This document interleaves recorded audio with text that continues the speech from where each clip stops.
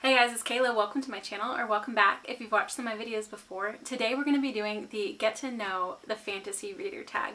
I saw Jessie May do this as well as Brightness Katie Reads. I'll link both of their videos in the description box below. Definitely go check them out. I wasn't tagged, but I tagged myself because I wanted to do it, so that's what we're doing today. The first question is, what is your fantasy origin story? And so for me, initial fantasy, tiny toddler Kayla loved The Wizard of Oz and the cartoon version of The Hobbit. They were my favorite things. I would rent them constantly from the local video store, and I just would watch them over and over. I had a Wizard of Oz birthday party. I remember playing the word Hobbit but spelling it wrong in Scrabble when I was at summer camp, and people being like, Hobbit's not a word, and I was like, I beg to differ.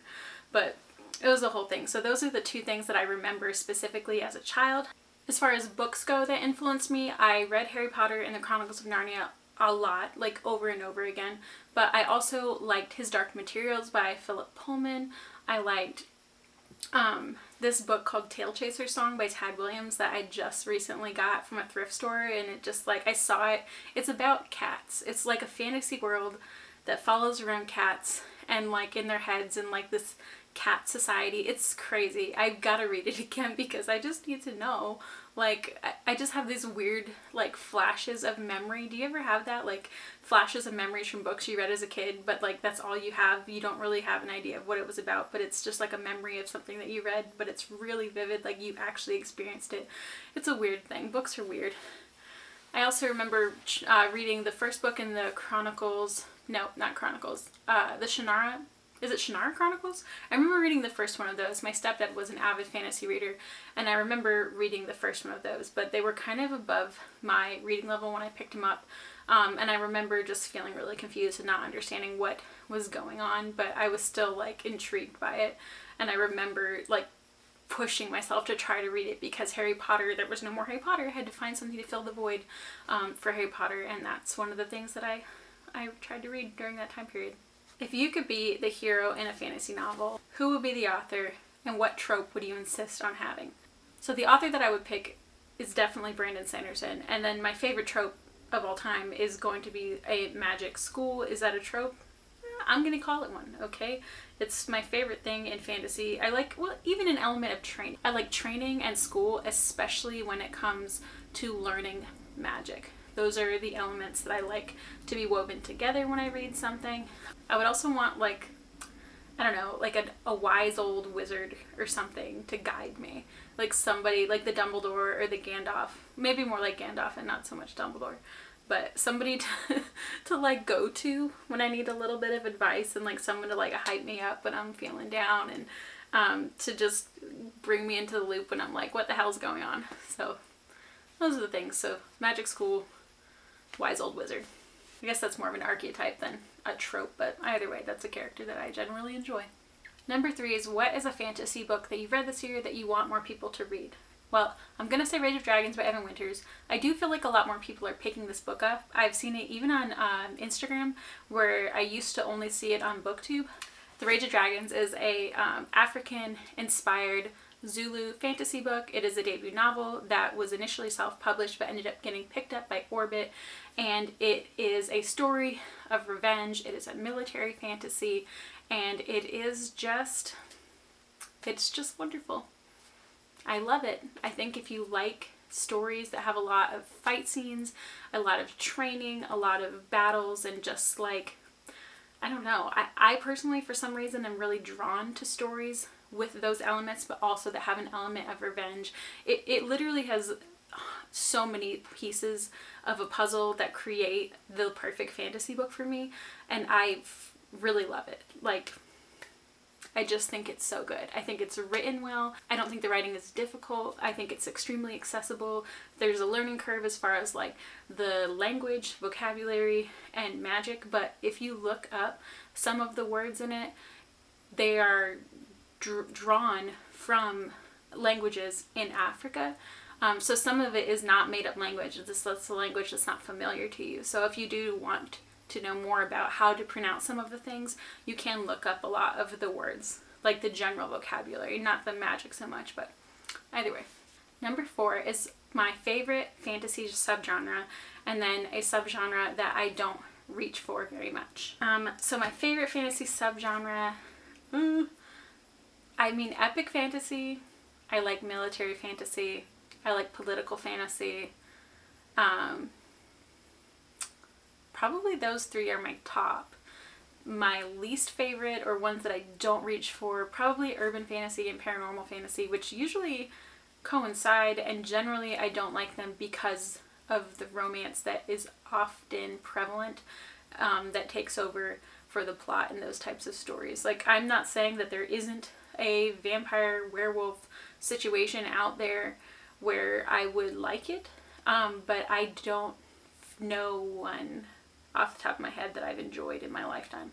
So I don't know. I guess I read that Vampire Chronicles by Anne Rice like way back in the day, in like middle school, maybe not middle school, in high school. But I don't have and I remember liking them, but like as far as my tastes go right now, would I like them? I don't know. Not that there's anything wrong with those genres. I personally am not the kind of person who wants to read a romance, and I like more fantasy than realism in what I read, so I prefer high fantasy to low fantasy, and paranormal fantasy oftentimes is geared more toward the low end of the spectrum as far as the fantasy spectrum goes. Number 5 is auto by fantasy authors, Brando, Sando, Obvi, and then Leigh Bardugo is one that I really love. I will basically buy anything that she writes. Recent authors, I would say N.K. Jemisin and R.F. Kuang. I just finished The Poppy War last night, and I watched the interview of her and Daniel Green on his channel. I'll link that also in the description box.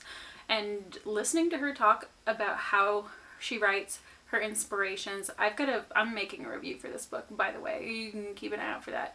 But I was so inspired by how she spoke and the passion that she has for what she writes, and I'm obsessing over her right now. I can't stop watching interviews with her. I think she's just this adorable, perfect human who should continue writing fantasy forever. Number 6 is how do you typically find fantasy recommendations?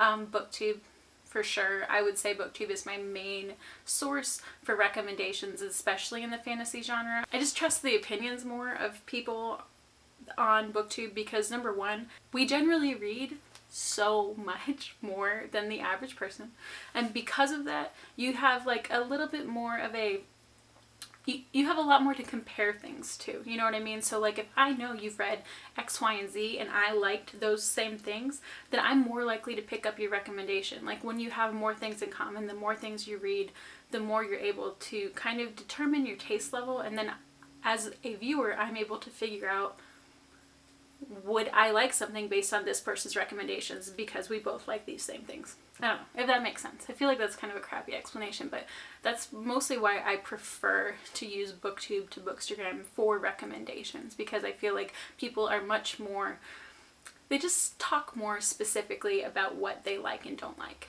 about a book, as opposed to just kind of being like, this is a good book, I really like this book. BookTube goes into more detail about why they liked something or why they did not. Number 7 is what is an upcoming fantasy release that you are excited about? Well, Rhythm of War, obviously, but also the same day as Rhythm of War comes out, pretty sure The Burning God comes out that same day. Also, Fires of Vengeance comes out in November as well. So those 3 I'm pretty excited about. Rhythm of War, honestly all of them.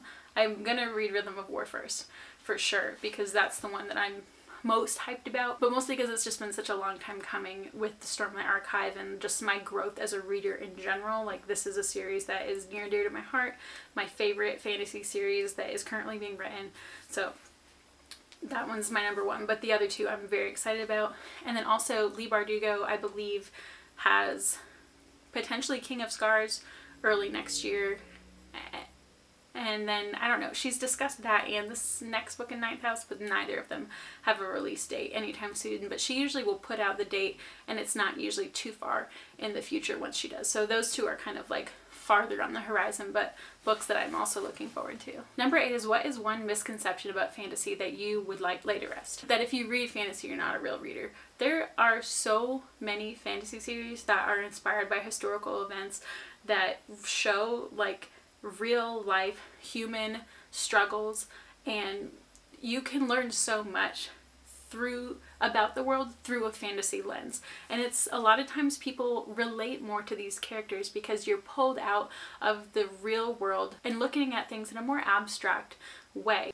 I think people have an easier time with concepts from the real world placed into a fantasy world, making it a little bit more abstract, having yourself not quite so involved in a situation because it doesn't affect your actual life. It's affecting these characters' lives, and you can view it, you know, as an omnipresent sort of viewer as opposed to something that's physically happening to you in your life. And so I think fantasy does a great job of showing these things, real world issues, but in a way that is more digestible to an audience that may not be as accepting to certain things. Politics, war, drug addiction, like there's mental health. A lot of these things are tackled in fantasy, and if you don't read specifically modern fantasy nowadays, there's so much that is woven into these books that used to maybe not that older fantasy doesn't have these things, but I feel like modern fantasy authors are doing such a great job of trying to include things like this so that you can really connect with these characters, and so that it makes certain things more acceptable to a society in general. Like it just normalizes things that otherwise people kind of keep hidden to themselves. So I will defend fantasy to the end of my days. Number 9, if someone had never read fantasy before and asked you to recommend 3 books that come to mind as places to start, what would those recommendations be? This is so difficult.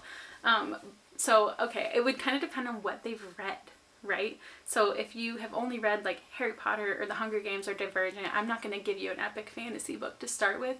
I would say if you're coming from that, I potentially would start with Shadow and Bone by Leigh Bardugo, because I think it is a familiar style of story as far as it being a young adult fantasy trope, chosen one situation, but with an interesting magic system and like snarky characters that you can connect with, as well as if you wanted to continue into a larger scale, there are other books in the same world that Leigh Bardugo is currently writing. So you can continue on with it, or you can just stop at the end of Shadow and Bone if you don't like that.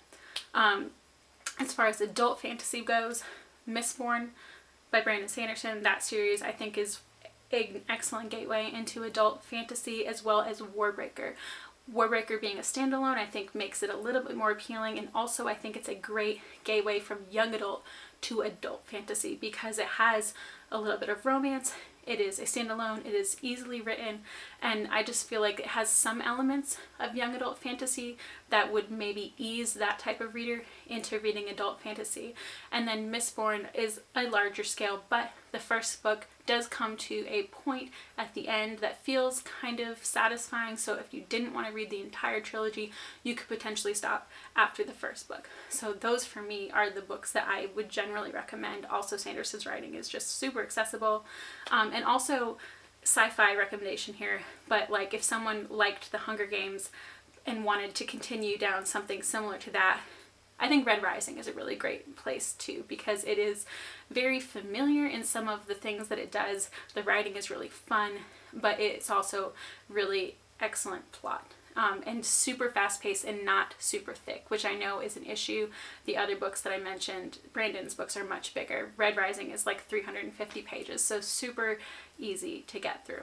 And finally, fantasy booktubers that I've recently discovered. I think the most recent one that I've discovered is Read with Cassara. She reads a lot of fantasy and we have very similar tastes. She's one of those that like I feel like if she recommends a book, I'm most likely going to pick it up and love it because we have very similar tastes.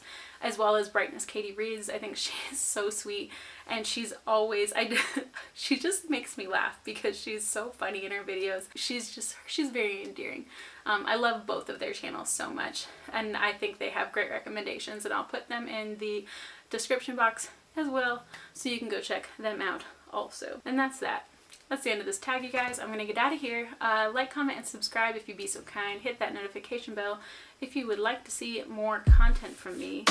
And stay tuned, because there'll be more to come.